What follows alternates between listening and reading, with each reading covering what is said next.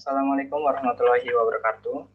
Kami dari kelompok 1 Statistika Ekonomi kelas EAG tahun 2020 dengan anggota yang pertama saya Eman Wicaksono dengan NIM 142200183, yang kedua Indonesia Amalia dengan NIM 142200194, dan yang ketiga ada Devia Yuningtyas dengan NIM 142200203. Di sini kami akan memaparkan dan mempresentasikan materi tentang probabilitas distribusi diskrit.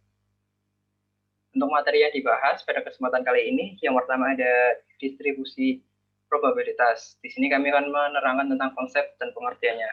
Lalu yang kedua ada rata-rata variansi dan standar deviasi distribusi probabilitas diskrit. Yang ketiga ada variabel acak. Yang keempat ada jenis-jenis distribusi probabilitas. Untuk materi yang pertama, yaitu distribusi probabilitas. Distribusi probabilitas yaitu daftar seluruh hasil percobaan dan probabilitas dari hasil yang bersangkutan. Ciri-cirinya, yang pertama, probabilitas bernilai 0 sampai 1. Yang kedua, hasilnya merupakan kejadian yang saling lepas. Yang ketiga, daftar dari percobaan tersebut lengkap. Selanjutnya, variabel acak. Variabel acak merupakan variabel yang nilainya dihasilkan dari hasil percobaan yang dilakukan secara acak. Contohnya yaitu yang pertama, jika kita menghitung jumlah mahasiswa yang tidak hadir pada jadwal mata kuliah statistika pada hari Selasa, jumlahnya bisa jadi 0, 1, 2, 3, dan seterusnya. Jumlah-jumlah ini merupakan variabel acak. Lalu ada variabel acak diskrit. Variabel acak diskrit ini merupakan variabel acak yang digunakan untuk nilai pasti dan nilainya terpisah secara jelas. Contohnya, ada 5 siswa dengan nilai untuk mata pelajaran matematika yaitu 8,2, 8,3, dan 8,4. Nilai ini jelas dan ada jarak yang pasti. Untuk contoh nilai yang tidak mempunyai jarak yang pasti yaitu seperti 8,2 dan 8,24. Di sini jaraknya kurang jelas, sehingga tidak bisa digunakan. Selanjutnya ada variabel acak kontinu. Variabel acak kontinu ini merupakan variabel yang dihasilkan dari hasil pengukuran dan berkelanjutan. Contohnya yaitu durasi lagu dari album Hindia yaitu 3,7 menit, 6,2 menit, dan 4,3 menit. Selanjutnya ada rata-rata, variansi, dan standar deviasi dan distribusi probabilitas diskrit. Untuk yang pertama, rumus dari rata-rata ini seperti dilihat pada layar, di mana P dalam kurung X merupakan probabilitasnya dari suatu nilai X.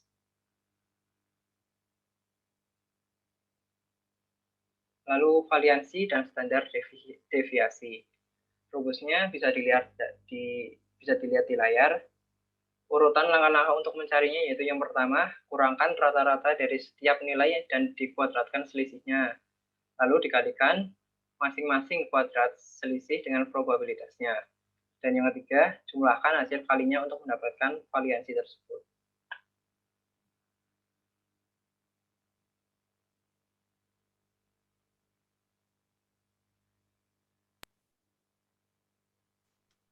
Distribusi probabilitas binomial.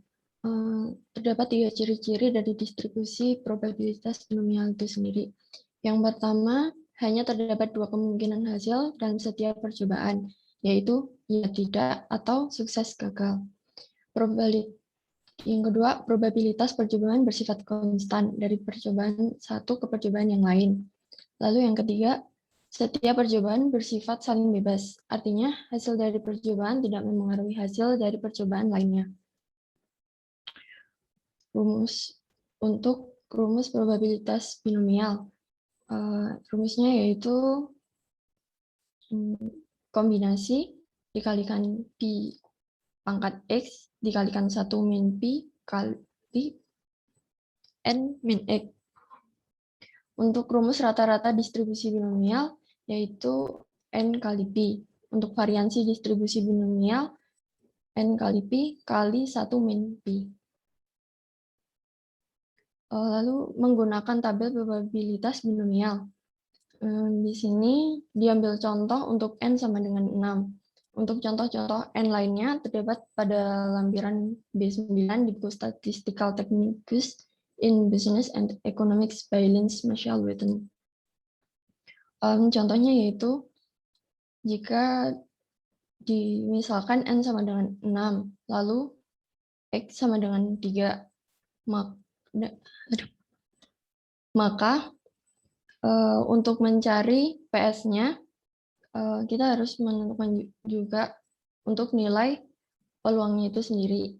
Misal P adalah 0,30, maka PS-nya adalah 0,185. Distribusi probabilitas binomial kumulatif. Pengertiannya merupakan probabilitas binomial yang memiliki lebih dari satu kali sukses. Rumusnya adalah jumlah dari peluangnya itu dikalikan kombinasi, dikalikan 1 min Pi, pangkat N min X. Contoh soal, suatu penelitian yang dilakukan oleh Departemen Transportasi Illinois menunjukkan bahwa 76,2% penumpang kursi depan mengenakan sabuk pengaman.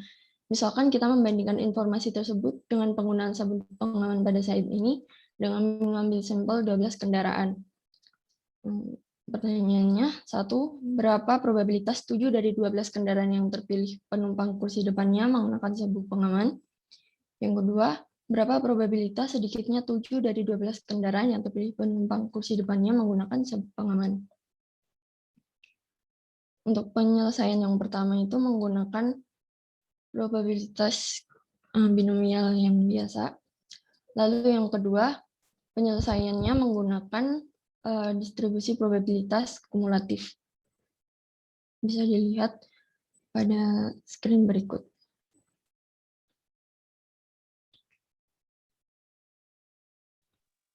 Kemudian ada distribusi probabilitas hipergeometris, yaitu sistem distribusi probabilitas diskrit yang terdiri dari sekelompok objek tertentu yang dipilih tanpa terjadinya sebuah pengembalian. Rumus dari distribusi hipergeometris seperti yang berikut ini, di mana N merupakan jumlah populasi, S merupakan jumlah keberhasilan pada populasi, X merupakan jumlah keberhasilan pada sampel, dapat bernilai 0, 1, 2, 3, dan seterusnya. Kemudian N merupakan jumlah sampel atau jumlah percobaan, dan C merupakan lambang kombinasi.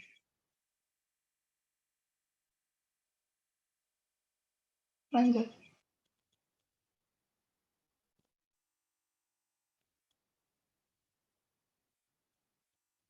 Dan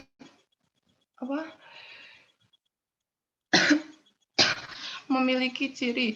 Yang pertama, hasil pada setiap percobaan dari suatu eksperimen digolongkan menjadi satu dari dua kategori yang saling lepas keberhasilan atau kegagalan.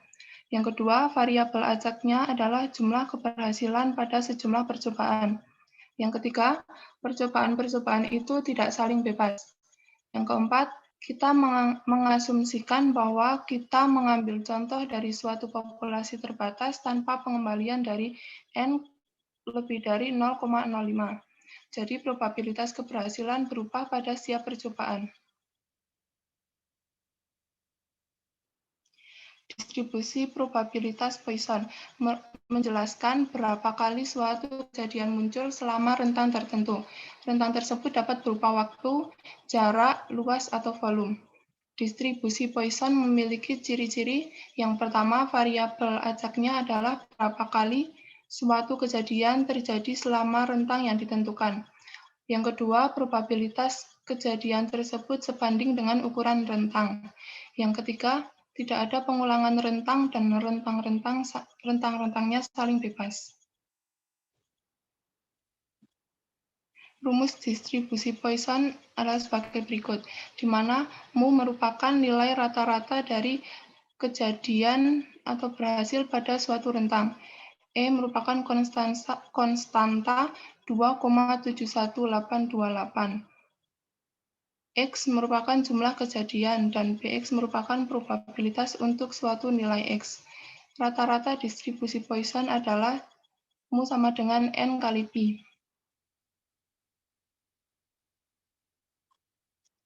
Variasi pada distribusi Poisson juga sama dengan rata-ratanya. Jika sebagai contoh, probabilitas bahwa cek yang diuangkan oleh bank akan dikembalikan adalah 0,0003 dan sebanyak 10.000 cek diuangkan. Rata-rata dan variasi pada sejumlah cek yang buruk adalah 3,0 diperoleh dari N kali pi, yaitu 10.000 kali 0,0003 menjadi 3,0. Berikut merupakan tabel Poisson untuk berbagai nilai mu.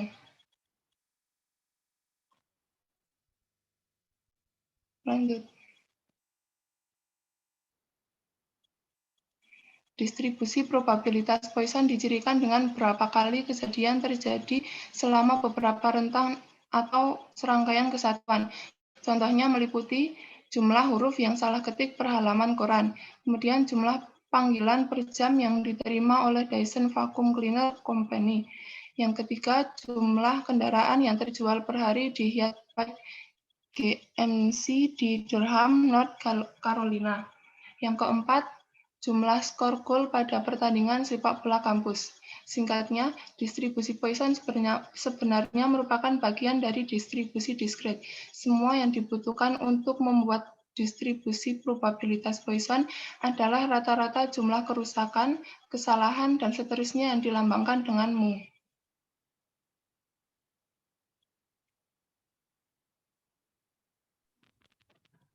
Demikian pemaparan dari kelompok kami. Kurang lebihnya mohon maaf. Sekian, terima kasih. Wassalamualaikum warahmatullahi wabarakatuh.